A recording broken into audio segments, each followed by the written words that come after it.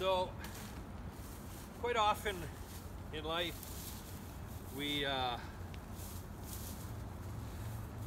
this idea that we know where we need to go, and we know we have an idea of the path that we have to take to get there.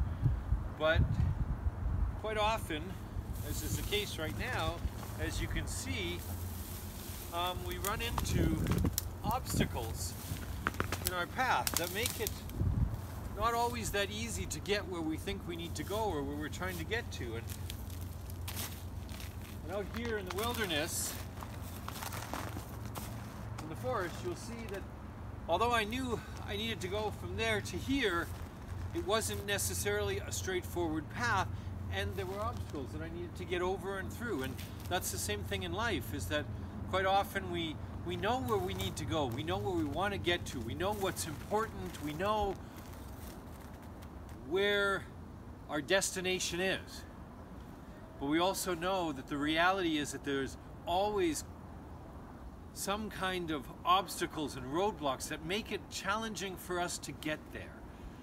In our lives today, there are so many challenging roadblocks.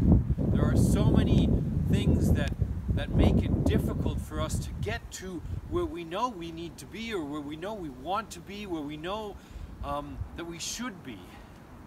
But how do we get there in the midst of all of the obstacles that we need to make our way over and get through? And that's part of what we're going to be talking about today, is what are those obstacles, where is our path, and where do we need to get to?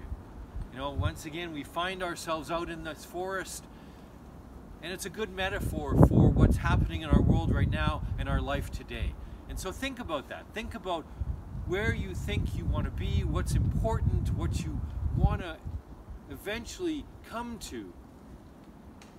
And then we'll recognize and identify and lift up some of those obstacles, and what helps us navigate the terrain of our life right now to get us to where we need to be. Okay, we'll see you again next time.